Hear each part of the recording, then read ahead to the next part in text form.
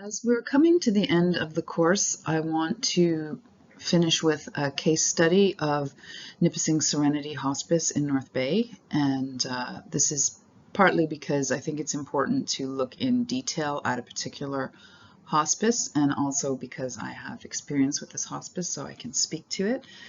And in order to do that, it has to start with a person. And this is something we've seen throughout the course, and it has to be significant, I think, that we keep coming across individuals who are driving these things forward. And I think it's important for us to think about why that would be the case. I don't have an answer to this, obviously, but it does seem to be important that these key individuals have this kind of zeal and belief in it.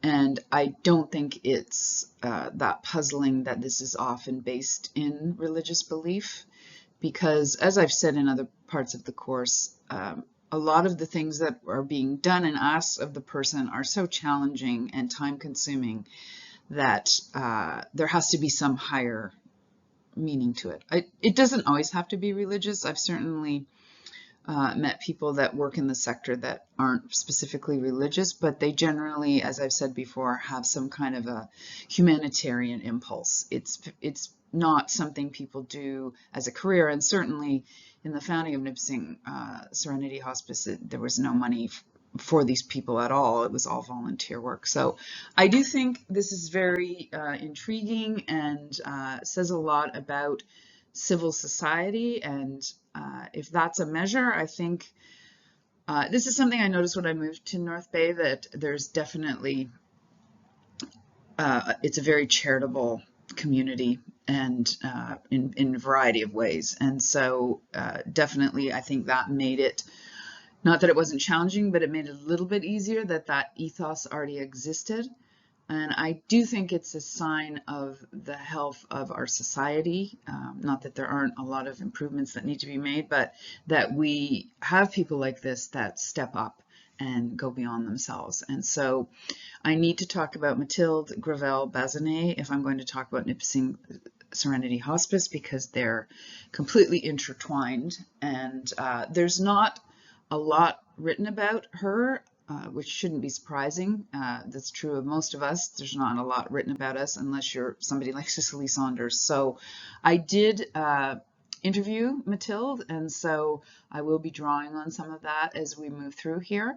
And I will be also attaching some news items from the North Bay Press that relate to her accomplishments. And so the picture here is of when she received the Order of Canada, and she chose to receive it at Nipissing Hospice. I'm struck when talking about Mathilde Gravelle Bazinet by the fact that in many ways, she represents the archetype that we talked about at the very beginning of the course, of these women within their communities, right back to thousands of years ago, who organized and provided healthcare, whether we're looking at those deaconesses or those like Saint Fabiola, all those women, and that exist across culture. So, and often not known, not necessarily public figures. And so I suppose it's not surprising, but I still think it's remarkable.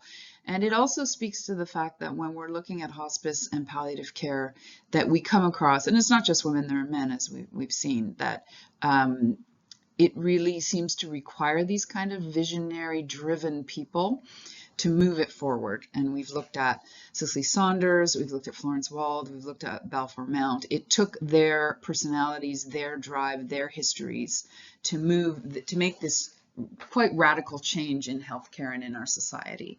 And I think it's also, and I have talked about this in other parts of the course, not surprising that so many of them, not all of them, but many of them come from a religious motivation. And this isn't surprising because, as I've said, it's so challenging.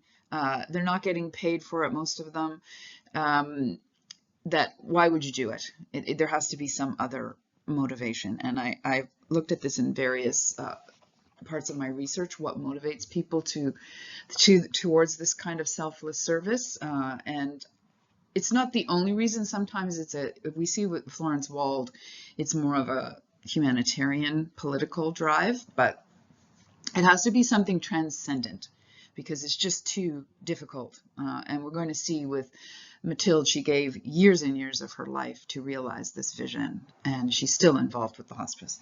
So it's not just a career move or something of that nature. So when we look at her, she's currently holds the Order of Canada, which is one of the highest honors that can be given to somebody. And it speaks to the esteem with which she is held in North Bay and the region, and I'm sure a number of people nominated her for this honor. She's had others as well. And so sort of when we're looking at how she got to the point that she's at now as a kind of pillar of the community, we have to look at her background. And so first of all, she is a Roman Catholic, and she's very explicit about that. And that is clearly, I'll be talking about this more because I did interview her, one of her driving forces, if not the main one. And also she comes from a French-Canadian background, and that's another very important part of her story. And that Franco-Ontarian community, she's able to tap into it in North Bay, and that becomes very important. So the Catholic community of North Bay, the Franco-Ontarian community, they're not the only ones, but they're kind of there solidly for her from the beginning. And so she's one of those people that's done a lot of things. And so she started out as a nurse, also became a lawyer, and served in many, many different capacities. So she worked for the Canadian government in health. She worked as the dean of the director of health sciences at Canada College for a period. So she's had a very variegated kind of career in different areas, but mostly in healthcare. And so this is where the hospice project emerges from, but it also emerges from her personal experience. And as we've seen throughout the course, that's always very important to all of these people. That a number of you were talking about this in the comments when we were talking about Balfour Mount, the way his own, for instance, struggles with illness contributed to his drive. And so with Mathilde, we see that she started out as a nurse, and so she told me a story that when she was nursing, she was appalled to find out that dying people were often put in a utility room because it was felt that they were demoralizing the other patients. And so this stuck with her clearly across the years, that this was such a terrible way to treat people who are dying. So we can see some similarities to Cicely Saunders' experience with David Tasma. So a very personal experience as a caregiver and being dissatisfied with that. And also in her personal life in terms of when her brother was passing away in Quebec, she saw the difference. He was in a hospice setting, and so she saw the difference that made to be in hospice care. And she saw the difference it made for her family. So there were some tensions within her family, I believe, with her nephews, and she saw that within that caring environment, they were able to reconcile and be there for their father. And so this again stuck with her. And so in an interview, she stated that she felt that she heard that Sudbury and Sault Ste. Marie were getting hospices. So she decided that this was going to be a mission of hers, that she wanted to see a hospice built in the North Bay area. And so this was around 2006. So we're looking at many, many years it takes to bring this vision into reality. And so when I interviewed her, I did ask her about, what was motivating her, what kept her going. And clearly, if you're trying to do this, there are many setbacks and challenges, and she states in one of the interviews that she was told it was impossible, and which gives you some idea of how the difficult terrain that she was trying to deal with. And so first of all, she said when she was feeling downhearted, that her mother would appear to her in dreams saying, "You have to finish the job you started." So we see the influence of her family on her work ethic and her commitment and her drive. And also, I did question her about religion, and she said that her Catholic faith was what inspired both her nursing vocation and her drive to make palliative care available to all. And so she said that she was inspired by the New Testament instruction, ce que tu fais au plus petit d'entre les miens, c'est à moi que tu le fais.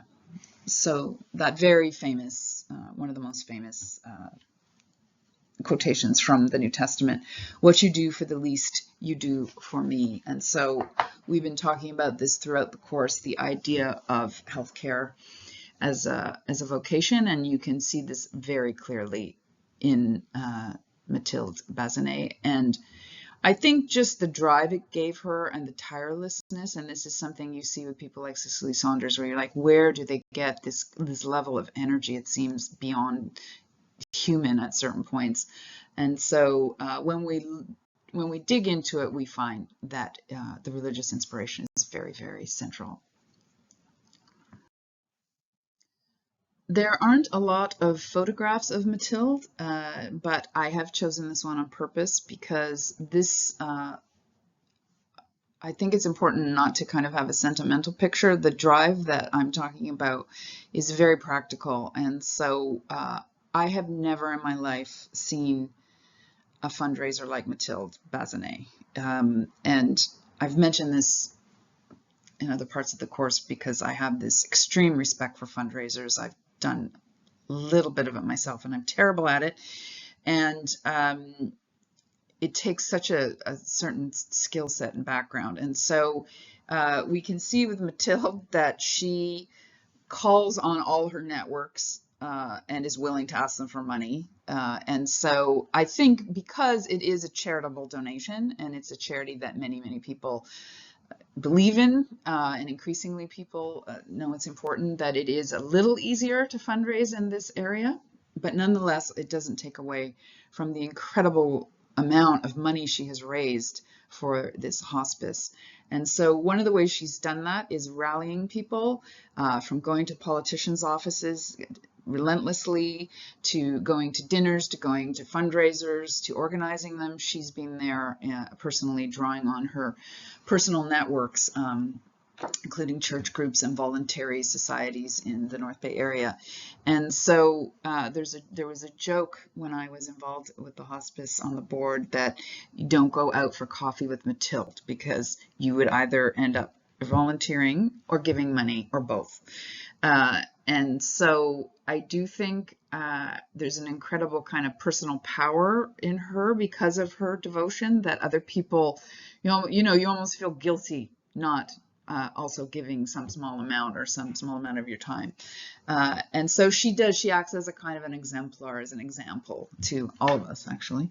And so, so just to give an example here, there have been people who've turned her down. I don't know how they did it. I won't name names, but the only group that I think has been, I will be talking about that more in the next section, the whole controversy with MAID, that group has not been very responsive, but I think some of that has been misunderstanding. So, so we see here she's holding a check, and this is Dr. Paul-André Gauthier, as part of Hike for Hospice, and he's looking very happy here.